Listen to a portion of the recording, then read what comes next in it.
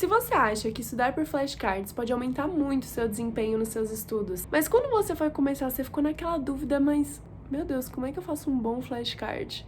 Pera aí que nesse vídeo eu vou te ensinar como você vai fazer um flashcard excelente e arrasar ainda mais seus estudos. Então, bora lá!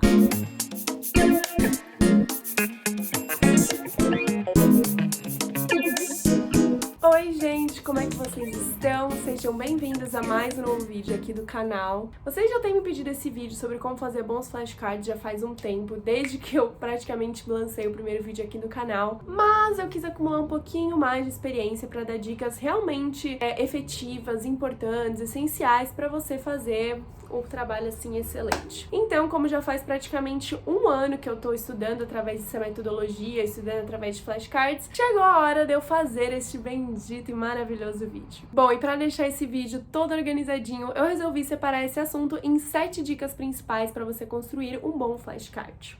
O conceito por trás de um flashcard é ele ser rápido e objetivo. Ou seja, apareceu ali a pergunta, na ponta da língua você já tem a resposta. Porém, quando a pergunta é muito ampla, a nossa resposta ela não vem com tanta facilidade. E isso acaba tornando o nosso estudo bem longe de ser fluido. E com o tempo você acaba se desmotivando a estudar todos os dias, o que é tão importante para você quebrar a curva de esquecimento e memorizar o máximo de informações. Então, a primeiríssima dica é: prefira fazer vários flashcards pequenos com pouquinhas informações do que um flashcard gigante com uma informação só. Vamos falar um pouquinho desse exemplo que tá passando aqui na tela. Esse daqui é um flashcard enorme em que eu tô falando sobre como o vírus da HIV se replica dentro da célula. Vocês concordam comigo que essa é uma pergunta muito ampla? Eu poderia falar de vários aspectos dentro da replicação desse vírus, porque não consiste só em ele chegou, replicou e foi embora. Existem várias enzimas envolvidas, vários mecanismos e assim por diante. Ou seja, o mais interessante nesses casos, ao invés de eu manter essa pergunta super longa, que durante a revisão eu não vou ter nem paciência para ficar estudando ela e ficar pensando numa resposta super elaborada, é eu simplesmente dividir todo esse conceito em várias pequenas questões. Então, ao invés dessa pergunta, eu poderia fazer outros flashcards com: na replicação do HIV dentro da célula, qual é a enzima responsável por formar o DNA proviral a partir do RNA do HIV? E também poderia fazer outro flashcard como: na replicação do HIV dentro da célula, qual enzima é responsável por integrar o DNA proviral ao genoma da célula hospedeira? E assim por diante. Ou seja, eu teria todo esse ciclo quebrado em várias mini perguntas. Mas se mesmo assim você já pensou várias vezes em como poderia desmembrar essas perguntas longas e você acabou não conseguindo, ou uma metodologia que não faz sentido para você, uma super alternativa para raciocínios longos é o flashcard do tipo omissão de palavras. Mas é importante ressaltar aqui que nesses tipos de cartões é muito importante que você esconda mais que uma palavra, porque senão você vai ser tendenciado a decorar aquela palavra e não a linha de raciocínio como um todo.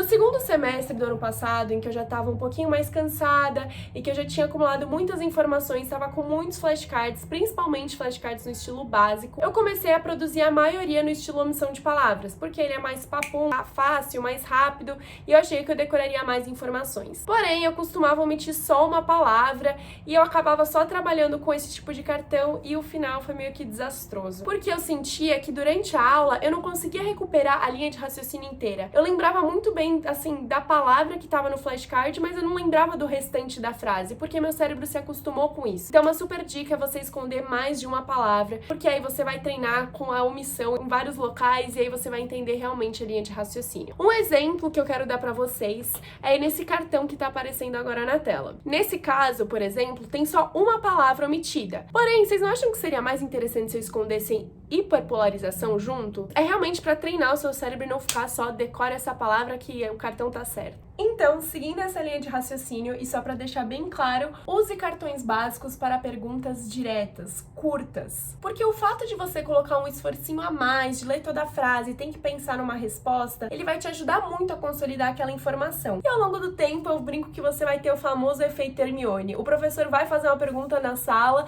e você já vai estar lá com a mão levantada, pronta para responder, porque você já vai ter com aquela informação toda muito consolidada na sua mente. Bom, e já que a gente tá falando de cartões no estilo básico, outra dica super importante é você grifar as palavras principais tanto na pergunta como na resposta. E isso é de grande ajuda principalmente na hora da revisão, porque aí você bate o olho na pergunta, só de olhar as palavras grifadas, o que ela te pede, e na hora da resposta, você viu que você respondeu com as palavras que estão grifadas, pronto, passa pra próxima. A revisão vai ficar muito mais fluida e muito mais rápida, porque aí você não não precisa se cobrar de ter respondido exatamente com as palavras da resposta, ou você precisa elaborar muito mais sua linha de raciocínio. Flashcard, assim como eu falei no comecinho do vídeo, é aquela coisa rápida, prática, papum, perguntou, resposta na ponta da língua. Por exemplo, esses dois cartões que estão passando agora aqui na tela. A pergunta, ela acaba sendo um pouquinho mais longa e a resposta também, então eu grifo as palavras principais. E no segundo, a pergunta ela é um pouco mais curta, mas a resposta ela é bem longa. Principalmente as respostas são longas quando eu ainda não aprendi, não consolidei muito. Eu colocava bem como eu via na aula. Mas ao longo do tempo dá pra encurtar, né? Mas enfim, continuando. Vocês viram que a resposta ela também tá bem grifada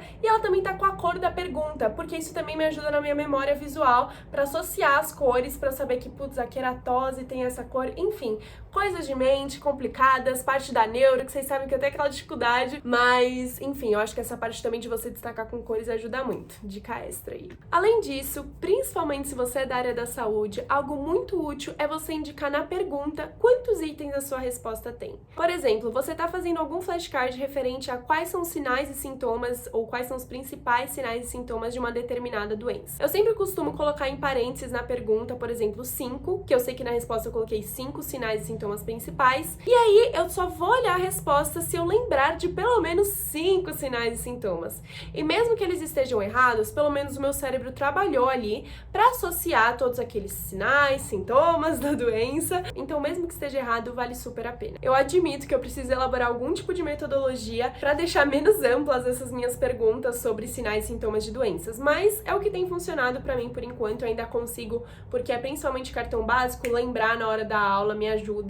E além de sinais e sintomas, você também pode usar essa metodologia para outras cartas, como por exemplo nessa aqui, que eu perguntei quais são as principais causas para hiperestrogenismo. Conforme o tempo passa, você vai aumentando sua quantidade de flashcards e fica difícil você conseguir ali lembrar da resposta de todas as cartas. Então é importante você usar alguma estratégia para induzir sua linha de raciocínio em alguns cartões. E lembrando que isso não é colar, é só você mostrar a linha que seu raciocínio deve seguir para facilitar ali sua revisão e deixar tudo mais fluido. Então, da mesma forma com os números, eu também gosto de utilizar emojis. Então, por exemplo, nesse cartão aqui que tá aparecendo na tela pra vocês, eu sei que na resposta eu tenho que falar alguma coisa a ver com o padrão da boca, alguma coisa a ver com visão, padrão intestinal ou as fezes, também alguma coisa a ver com água, urina e assim por diante, e também um padrão de sonolência, um padrão de sono. Mas se também você não é aquela pessoa que tem uma memória muito visual, tem uma memória mais auditiva, algo que eu também gosto muito de utilizar são frases que me remetem à resposta, principalmente com aqueles cartões que eu vejo milhões de vezes, eu erro, eles reaparecem, mas eu nunca lembro qual que é a resposta. Por exemplo, eu sempre esquecia qual que era o nervo que controlava a bexiga. Aparecia 1000 vezes pra mim e eu não decorava. Então eu resolvi elaborar uma frase que fosse me remeter a isso, que era: o Elvis controla o mundo. Por mais besta que seja, o Elvis me lembrava a pelvis, que me lembrava o nervo pélvico. E essa questão de controlar, porque é o nervo que controla a bexiga. Então sempre que vinha a pergunta de qual nervo controla a bexiga, tava aquela frase do Elvis e eu falava, putz, é o nervo pélvico. Eu acho que eu uso só esses casos para aqueles cartões que realmente são super difíceis pra mim por algum motivo. Por mais besta que seja, super funciona e vale super a pena tentar. Bom, gente, então é basicamente isso. Eu sempre continuo postando diquinhas extras no Insta do canal, que é InnerRafa, caso você queira seguir lá. Eu também costumo tirar dúvidas por lá. Caso você tenha alguma, é só me mandar pela DM. E se você caiu de paraquedas aqui nesse vídeo, eu super recomendo você também assistir a uma playlist do canal que eu vou deixar prontinha, só relacionada a estudos. Aí você maratona e vai entender tudo isso, tipo, de cartão básico, cartão omissão de palavras e assim por diante. Então é isso, muito obrigada por ter assistido o vídeo até aqui. Eu te espero na próxima segunda-feira, às 6 horas aqui no canal, e até a próxima.